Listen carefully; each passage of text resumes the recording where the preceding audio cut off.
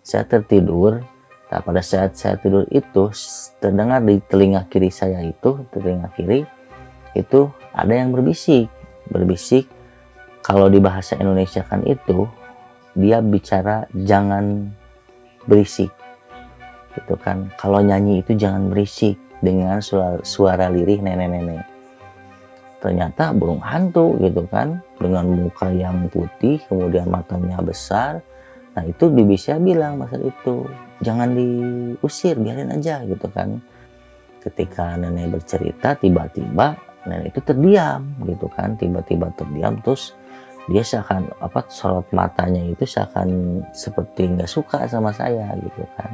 Lah saya langsung nepuk nenek, kenapa gitu kan, jangan ngelamun gitu kan. Nah tiba-tiba nenek itu seperti bukan nenek saya gitu kan, seperti nenek itu kerasukan.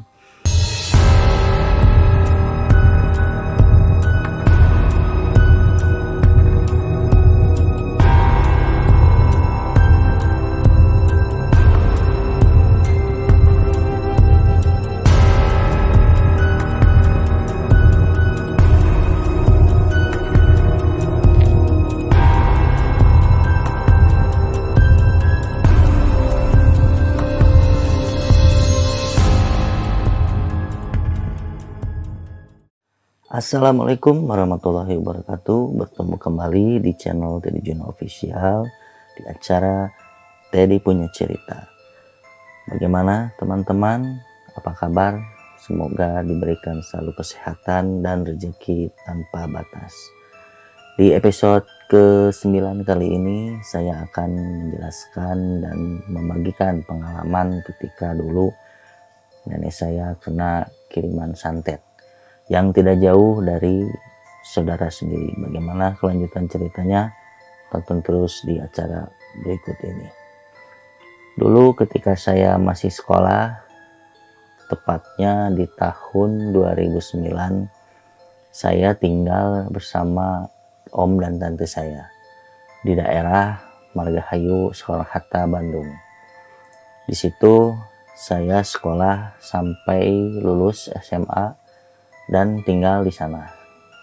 Kemudian karena bibi saya atau tante saya itu rumahnya di Margahayu, rumah pribadi, dan memiliki rumah dinas di Jakarta. Kebetulan om saya bekerja dan bertugas di sana. Singkat cerita, pada saat nenek saya itu sudah berumur 70 tahun, pada saat itu beliau mengadakan rekreasi bersama ibu-ibu pengajian yang acaranya di Waduk Jatiluhur pada saat itu. Dan nenek saya berangkat bersama rombongan pagi-pagi, kemudian juga terjadi tragedi jatuh. Jadi pada saat nenek saya turun dari bis, mungkin kesal entah apa, jatuh dan akhirnya pulang di Tandu. Nah, apa hubungannya dengan nenek dan saya tinggal di rumah tante? Hubungannya adalah saya sering bolak-balik karena memang di rumah tante saya itu tidak ada orang selain saya yang menunggu. Ya, ongkos dari menunggu rumah dalam 1 bulan itu lumayan saya kumpulkan. Pada saat itu saya diberi uang saku untuk menunggu rumah itu selama 1 minggu itu 100.000. Saya kumpulkan minggu demi minggu sampai kebeli handphone pada saat itu. Ekonomi bibi saya atau tante saya itu di keluarga tergolong berhasil dan paling maju di antara ibu dan om saya. Tentunya membuat iri beberapa saudara yang memang kecenderungan keluarga besar saya itu berata-rata ekonominya. Ada yang tinggi, ada yang menengah, ataupun yang menengah ke bawah. Tante saya dan om saya tergolong orang memiliki status ekonomi yang ya lumayan lah. Karena om saya bertugas dan bekerja di Jakarta, kemudian memiliki rumah dinas, dan bibi saya sebagai istrinya memiliki ajudan. Nah, jadi setiap minggu itu om saya pulang. Setiap hari Jumat, setelah beres tugas langsung ke Bandung. Otomatis saya akan pulang ke rumah nenek saya. Nah, pada saat itu nenek saya setelah jatuh itu tidak bisa jalan karena memang jatuh kan dari bis itu. Nah, setelah hari Minggunya om saya pulang, di waktu sore itu om saya pulang karena memang Seninnya itu bertugas. Otomatis saya ditelepon sama tante saya untuk balik ke rumah untuk menjaga rumah. Setelah itu saya pulanglah ke Margahayu, ke rumah itu. Seperti biasa rutinitas saya beres-beres, kemudian juga bersih-bersih, terus kemudian juga banyak hal lah yang memang dilakukan di rumah karena rumah itu besar, kemudian juga banyak kamarnya, kemudian juga luas, halaman pekarangannya luas, memiliki garasi 2. Kamar saya berada di pojok belakang, jadi seperti pavilion, jadi terpisah di antara bangunan utama. Nah, setelah malam karena saya kelelahan, kemudian juga saya tertidur pada saat itu. Tertidur normal, tidak ada apa-apa. Saya terbangun azan subuh. Nah, saya terbangun azan subuh seperti biasa rutinitas. Saya buka-buka jendela, kemudian juga bersih-bersih rumah. Kemudian juga saya matikan lampu yang memang lampunya udah di luar. Nah, kemudian setelah itu kalau tidak salah pukul setengah enam pagi, saya itu karena masih mengantuk dan saya rasa saya udah beres pekerjaan rumah. Saya ingin istirahat kembali dan saya akan dijadwalkan nanti menunggu tukang sayur lewat itu jam setengah 8 karena saya terbiasa untuk memasak sendiri pada saat itu. Nah, setelah itu saya putuskan untuk saya ingin istirahat dulu lah gitu kan di kamar. Nah, tanpa saya sadari ternyata kondisi cuaca pada saat itulah setelah turun hujan, otomatis kan cuacanya agak sedikit dingin ya, dan hawa mengantuk itu sangat luar biasa. Saya putuskan untuk tidur sejenak sambil menunggu jam setengah 8 pagi, menunggu tukang sayur yang lewat. Saya tertidur. Nah, pada saat saya tidur itu terdengar di telinga kiri saya itu, telinga kiri itu ada yang berbisik. Kalau di bahasa Indonesia kan itu dia bicara jangan berisik gitu kan. Kalau nyanyi itu jangan berisik dengan suara lirih nenek-nenek. Nah, saya itu langsung kaget kan karena memang kondisi tidur itu tidak lebih dari 10 menit. Jadi saya tertidur lelap itu tidak lebih dari 10 menit, mungkin sekitar 5 menit lah saya tertidur. Itu terbangun dengan suara nenek-nenek tadi dengan bahasa jangan berisik. Kalau nyanyi itu jangan berisik gitu kan. Saya terdiam dan terbangun itu sampai berkeringat, kemudian juga jantung itu sampai deg-degan. Saya sampai bilang kok ini saya halusinasi apa gitu kan, saya kurang paham. Nah, setelah itu saya bangun, kemudian juga saya tidak berani untuk tidur lagi dan saya teringat gitu kan dengan beberapa kejadian aneh ketika sebelum saya pulang, ketika hari Jumatnya, ketika bibi saya datang atau tante saya datang ke rumah itu jam 6 sore, itu di belakang rumah ada pekarangan yang lorong menuju kamar saya itu ada sosok, bukan sosok ya, jadi binatang, burung hantu ya, burung hantu itu sebesar ayam. Itu burung hantu masuk, kemudian juga dengan sayapnya yang besar. Saya kaget, kemudian saya tutup pintu ruang tengah, itu saya mengintip di jendela. Ternyata burung hantu gitu kan, dengan muka yang putih, kemudian matanya besar. Nah, itu bibi saya bilang masa itu, jangan diusir, biarin aja gitu kan. Karena biasanya gitu kan, kalau misalnya ada makhluk-makhluk aneh atau misalnya binatang melata, pada saat jam maghrib itu biasanya adalah kiriman gitu kan, atau misalnya kalau jangan ditangkap atau biarin aja, suruh dia pergi sendiri gitu. Entah lama memang setelah bibi saya atau tante saya bilang seperti itu, si burung tersebut langsung nggak ada gitu kan. Apalagi kan di belakang rumah itu ada seperti alarm, kalau kena angin itu kan ya berbunyi gitu kan. Nah, si alarm bunyi itu nggak nyala gitu kan, itu tuh nggak nyala gitu, nggak berbunyi. Nah, saya tengok lagi gitu karena saya penasaran apakah burungnya masih ada apa enggak gitu kan. Ternyata pas saya lihat burungnya udah nggak ada gitu kan. Saya bilang ke tante saya, udah nggak ada gitu, udah biarin gitu kan. Sekarang kalau mau pulang pulang aja gitu kan, lihat nenek di rumah. Ya saya putuskan pulang pada saat itu setelah maghrib, menjelang isya lah saya pulang. Kemudian saya nengok nenek saya itu, kaki nenek saya itu bengkak gitu kan, bengkak sebesar paha ya, bengkaknya sebesar paha. Kemudian juga memang nenek saya itu sering terbangun malam ketika terjadi jatuh itu, karena memang rasa sakit panas gitu kan. Nah bibi saya atau tante saya itu mengetahui kalau nenek saya itu terjatuh gitu kan, tapi nanti akan dibawa ke Jakarta untuk dilakukan pengobatan. Nah balik lagi, ketika saya merenung hal itu, di pagi harinya itu saya tidak jadi ternyata untuk beli sayuran. Tiba-tiba badan saya itu meriang pada saat itu. Ya saya putuskan untuk nanti aja beli yang lewat gitu kan. Nah saya telepon ke ibu saya pada saat itu untuk ya datanglah ke sini nemani gitu kan. Ya ibu saya dengan memang tidak ada kesibukan pada saat itu, ibu saya datang. Kemudian juga tanya kenapa gitu kan, kok seperti yang sakit. Ya bu, cerita kata saya tadi pagi saya bercerita seperti itu. Kemudian ibu saya di situ kaget itu, ya udah telepon tante kamu gitu kan. Nah setelah itu saya telepon tante saya, pada saat itu ternyata tidak diangkat karena memang mungkin sedang di luar rumah gitu. Sorenya saya telepon lah tante saya gitu kan, saya ceritakan pada saat pagi-pagi ketika saya tidur sebentar itu, saya ceritakan kronologinya ke tante saya. Nah, kemudian tante saya itu udah tutup dulu, nanti coba tante tanyakan gitu kan. Ya entah itu apa maksudnya saya kurang tahu. Setelah itu saya cerita ke ibu saya gitu kan, kalau tante akan telepon lagi di maghribnya.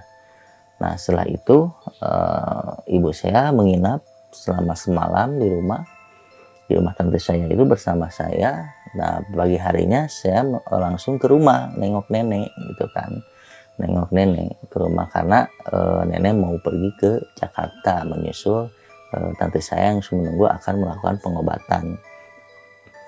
Nah sambil saya cerita ke nenek saya nggak respon, aneh gitu kan, nggak respon nggak apa, tiba-tiba sering melamun nenek saya itu.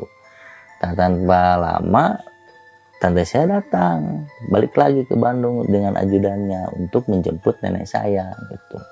Saya tanya ke tante saya, kok katanya mau telepon gitu kan, tapi nggak jadi gitu. Terus tante saya itu bicara, sebenarnya ada yang jahil gitu kan. Yang jahil maksudnya apa? Ya ada yang ngirim gitu kan. Itu kemarin ingat nggak ketika ada burung hantu pada maghrib itu ke rumah?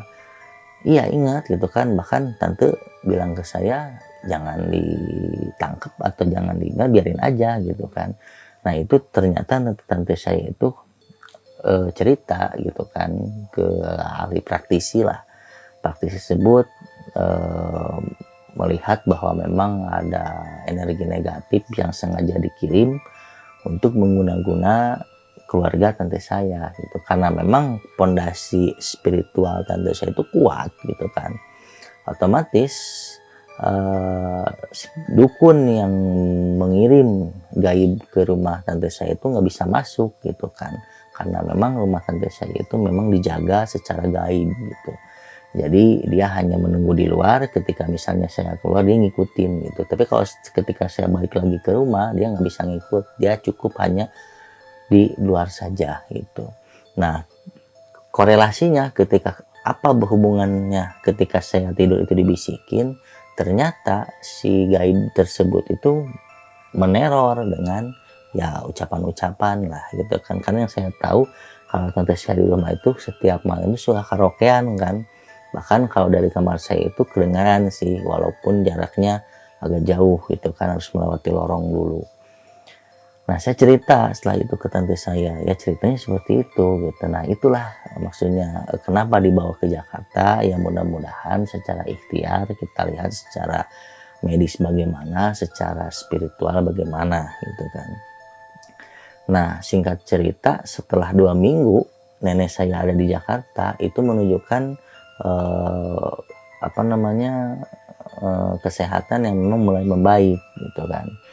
membaik. Kemudian juga ya saya sangat senang lah. Kemudian juga tentu saya antar lagi ke Bandung. Nah di sini mulai kejadian gitu kan. Kejadiannya adalah ketika nenek saya pulang, kalau nggak salah itu sekitar sore atau siang ya, antara jam 2 jam 3 lah, jam 2 kalau nggak salah. Jam 2 nenek itu kan asalnya kamarnya di tengah, kemudian pindah di depan karena sengaja. Kalau di tengah itu kalau ada yang nengok otomatis kan orang tuh harus ngelewatin ruang tengah, makanya sengaja disimpan di kamar depan supaya kalau ada yang menengok itu masuk ke rumah itu tidak melewati dulu ruang tengah rumah, dia langsung ke kamar depan. Nah ketika itu nenek sedang ngobrol gitu kan normal sama saya gitu kan, menceritakan pengobatan di Jakarta. Ketika nenek bercerita tiba-tiba nenek itu terdiam gitu kan, tiba-tiba terdiam, terus dia seakan sorot matanya itu seakan seperti nggak suka sama saya gitu kan. Lah saya langsung nepuk nenek, kenapa gitu kan, jangan ngelamun gitu kan. Nah tiba-tiba nenek itu seperti bukan nenek saya gitu kan, seperti nenek itu kerasukan. Nah, pada saat kerasukan berubah suaranya, yang tadi suara nenek saya itu berubah seperti suara nenek-nenek gitu kan, langsung berontak, kemudian juga megang berontak lah gitu kan. Setelah itu kemudian juga saya panggil keluarga saya untuk melihat gitu kan, melihat bagaimana kondisinya. Saya pegangin, kemudian ibu saya kalau nggak salah manggil Pak Ustadz ya. Pak Ustadz datang, Pak Ustadz itu mulai mengobati. Ini kenapa kerasukannya, ditanya gitu kan, dari mana gitu kan. Tapi si makhluk tersebut itu tidak jujur, dalam artian dia tidak menceritakan bahwa dia dari mana atau bagaimana. Dia cuman bilang disuruh sama saudaramu gitu kan, disuruh sama saudaramu, disuruh sama saudaramu, itu aja sih ucapannya. Terus Pak Ustadz tuh nanya gitu kan, siapa yang nyuruhnya? Ya disuruh sama saudaramu gitu kan. Ya kamu dari mana gitu kan, sambil dibacakan ayat-ayat gitulah. Setelah dibacakan ayat-ayat baru nenek saya itu dengan kerasukan itu langsung bilang gitu kan, saya itu dari Banten gitu kan, di Laut Banten bilangnya tuh gitu. Ya sudah kalau dari Banten pergi aja ke asalnya gitu, jangan ganggu keluarga ini gitu kan. Nah setelah selang lama Pak Ustadz itu tentang doa apa gitu kan, tiba-tiba kesadaran nenek saya itu pulih kembali gitu kan, dan bertanya ini ada apa gitu kan. Oh ya sudah gitu kan, tidak ada apa-apa gitu kan, supaya tidak jadi pikiran. Setelah itu dengan kejadian itu ya saya langsung ingat ke pada saat saya jam 5:30 pagi tidur itu ada suara nenek-nenek yang membisikkan telinga kiri. Oh saya rasa mungkin itu gitu kan, sosok gaib itu yang meneror keluarga kami gitu kan. Jadi kalau diurut itu nenek saya itu sakit hampir sekitar 3 bulan. Nah 3 bulan dengan asumsi, dengan pengobatan medis dan pengobatan spiritual. Dari pengobatan medis itu didiagnosa asam urat gitu kan. Tapi kalau dari spiritual ada yang jahil, dan memang targetnya itu sebenarnya bukan nenek saya, tapi targetnya adalah tante saya.